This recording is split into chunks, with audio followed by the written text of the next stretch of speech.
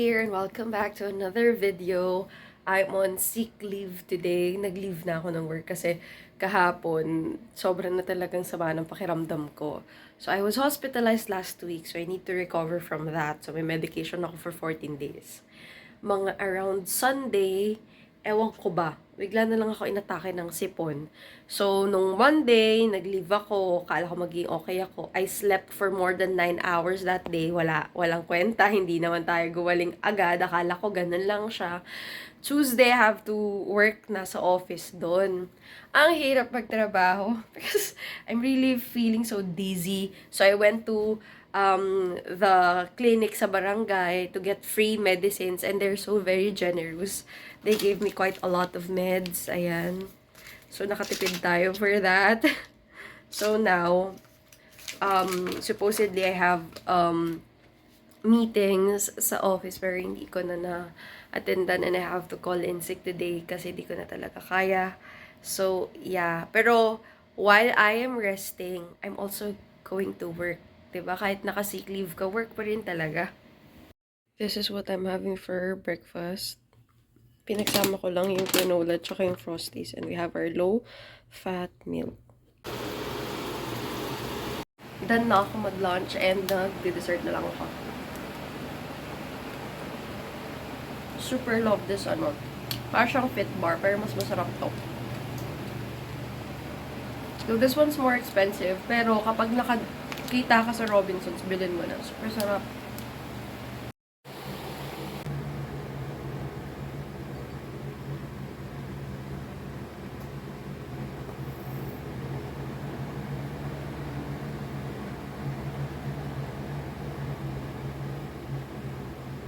Finally, dumating na yung mga parcel ko. Inintay ko talaga to today. Yung ka-meeting ko kung pwedeng i-move yung Google meeting namin ng 6. So sabi ko, pwede. At habang wala pa tayong meeting, tignan na natin yung mga dumating na parcel. Kasi inintay ko talaga to kasi sabon to. Tapos yung isa, garlic sauce, para sa shawarma wrap ko next week. Anyway.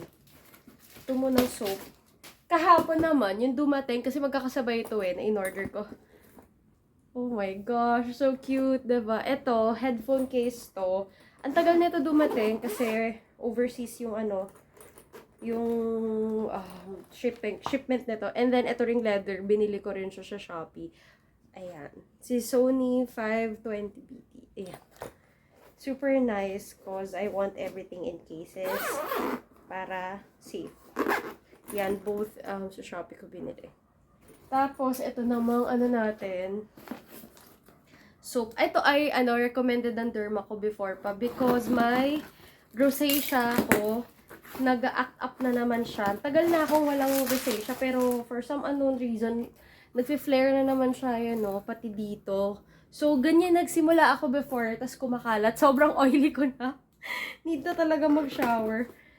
Nag-flare siya. Nag-flare kapag ganyan. Ito na. Ay! Sa derma ko sa may Medical City, ito kasi na-recommend niya for rosacea prone skin. Pero ang downside lang nitong colloidal oatmeal soap na to, mabilis siya maubos. Tapos bumili na rin ako ng botanical soap nila.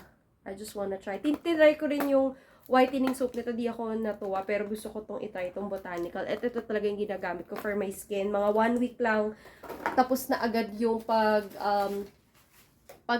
niya. Kasi before, akala ko may psoriasis ako. Ngayon, yung nagpa-check up naman ako, hindi naman daw siya psoriasis. May rosacea prone skin lang daw ako talaga. Ano ito? Okay. Ito yung sauce This is my favorite shawarma sauce.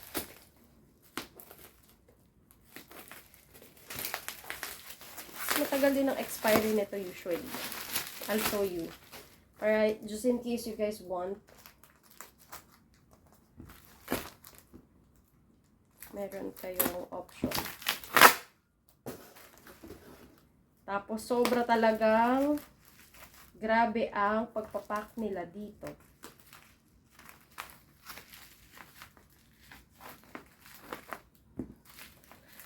Siyempre, hirap na naman tayo magbukas.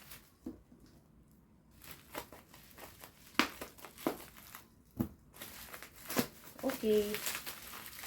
Done na. Oh my God. Ba't ganun? Wait, parang nabukas siya. Mabaho. Wait lang. It came in good condition naman. Sealed siya ha. Nung binuksan ko, okay, wala naman ako nakitang tapos tinikman ko rin, okay. But this is my favorite garlic sauce. Masarap to sa mga wrap, kahit sa chicken wrap, ganyan. Search na lang sa Shopee. So, mag-grocery muna tayo dito sa Imus. Okay, mag-grocery muna ako dahil I'll be staying sa Cavite this weekend. So, madami akong kailangang bilhin na pagkain para di na ako lalabas tomorrow. Let's go!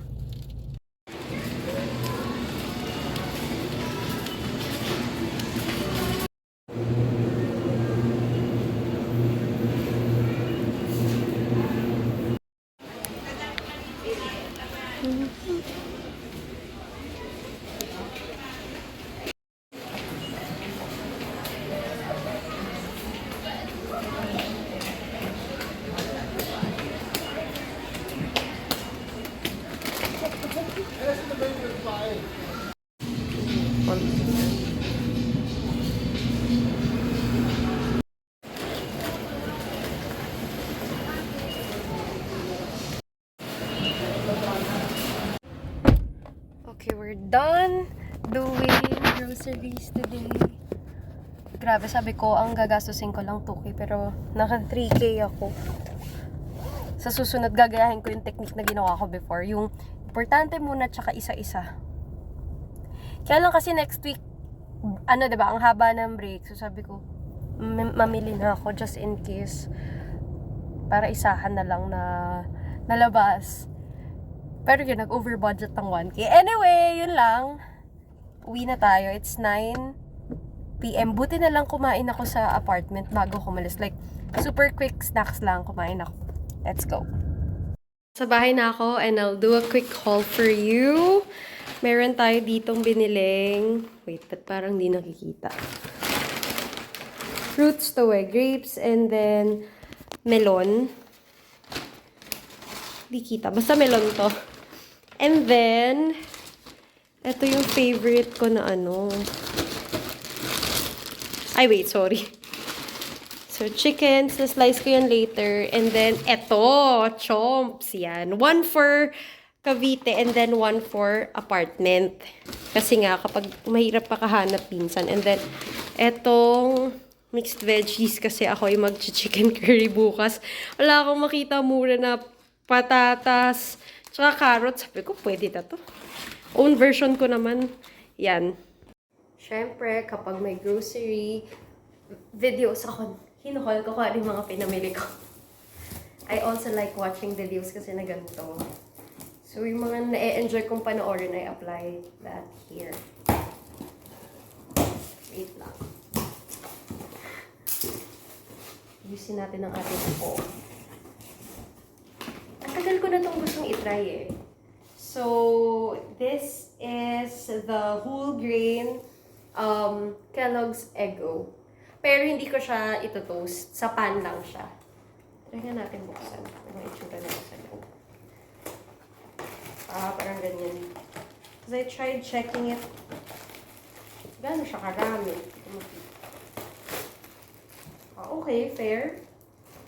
Marami naman. So, ito. Ay, saan? Okay. So, a total of 6. Okay. Tomorrow, let's try that. Pero sa pan ko lang ito ilalagay. And then, bumili na ako ng malaking Gatorade.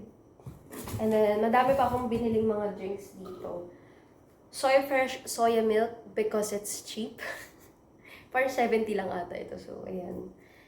At ang pinakamurang Emborg na low fat, I usually have sa diet ko ngayon, simula nang na-hospital ako. Yung diet ko ay mostly whole grain, low fat, ganyan. Yan na naman yung tuko. So, this is my favorite granola. Itong Fitness Honey Granola from Nestle. Dalawa tong binili ko. Isa dito at syempre isa sa apartment ko. Ayan. Tapos marami akong binili chocolate. If namamahalan kayo sa Coco Crunch, ito na lang bilhin nyo. So, bumili ako ng 3 para dito, 3 ulit para sa apartment. And I like bringing this, ito, kasi ang liit lang ng ref namin sa apartment ko. So, ito din dadaling ko dun para mas mabilis. Ayun, ayan siya. Yung mga maliliit lang. And we have Right Light, Lemon and Lime. I like this as well. So, nakalagay dito, no sugar, no carbs, no calories. And I like this brand. Bumili din ako ng water ko kasi yung 6 liters na galon na yun, hindi yung tatagal sa akin. So, bumili pa ako ng extra just in case. Hindi na, kasi gusto ko nang ubuwi. Ayoko nang bumaba para mag-refill sa water station nung bottle ko. Kaya, bumili lang ako. And Smart Sea. Dahil medyo may ubot-sipon tayo. Maganda yan. I also like to try this banana with chocolate. Try lang natin. And another milk, low fat. Tas I always check na from dati kasi natatakot ako na pabibili ako tas biglang naaano siya. Na-expire. So, yan, hindi na to. I'll make sure of that. And ito yung favorite ko na bumili lang ako ng snacks ko. Anyway, yun lang. I'll be ending the vlog here. Thank you guys for watching the video. See you on my next one. Bye!